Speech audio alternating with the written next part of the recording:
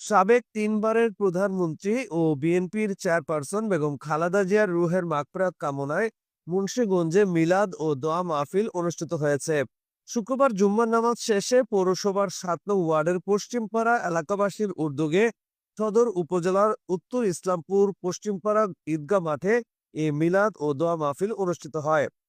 এ সময় বক্তারা বলেন, বেগম খালেদা জিয়া ছিলেন বাংলাদেশের গণতান্ত্রিক আন্দোলনের একজন আপসহীন নেত্রী। দেশের স্বাধীনতা ও সার্বভৌমত্ব রক্ষায় তার ভূমিকা ইতিহাসে স্মরণীয় হয়ে থাকবে।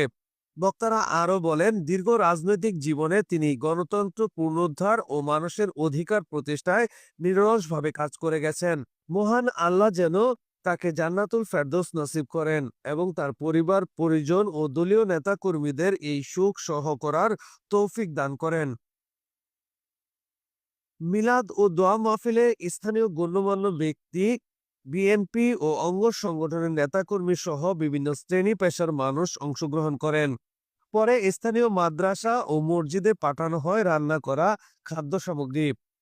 বাংলাদেশ জাতীয়তাবাদী দল বিএনপির দেশনেত্রী বেগম খালেদা জিয়া মৃত্যুর আজকে 3 দিন অতিবাহিত হয়। সে উপলক্ষে আমাদের এই উত্তর ইসলামপুরের 7 নম্বর ওয়ার্ডের পশ্চিমপাড়ার সকল জাতীয়তাবাদী দলের ভাই ব্রাদারদেরকে নিয়ে আমরা তার রুহের মাগফিরাত কামনায় একটি মিলাদ ও দোয়ার আয়োজন করেছি এবং স্বতঃস্ফূর্তভাবে আমরা সবাই আজকে সম্মিলিতভাবে আমরা একটি মিলাদের ব্যবস্থা করেছি এবং আমরা তার বিধি আত্মার মাগফিরাত কামনা করি।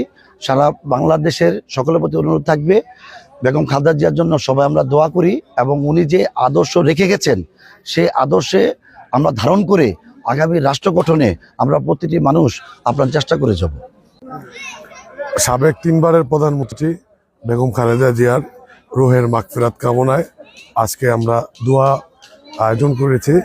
এখানে প্রায় 2,500 থেকে 3,000 মানুষের খাবারেরও ব্যবস্থা করেছি এবং আমাদের গ্রামে 7টা মসজিদে দোয়ার ব্যবস্থা করেছি এবং সাধারণ মানুষ যারা আছে তাদের জন্য দুপুরে এই দোয়ার পর খাওয়া দাওয়ার ব্যবস্থা করেছি। আমরা উত্তর ইসলামপুর গ্রামবাসী মরহুম খালেদা জিয়ার রুহের মাগফিরাত কামনা করি। মোহাম্মদ জাহাঙ্গীর আলম, নিউজ 7টোয়েন্টি.টিভি, মুন্সিগঞ্জ।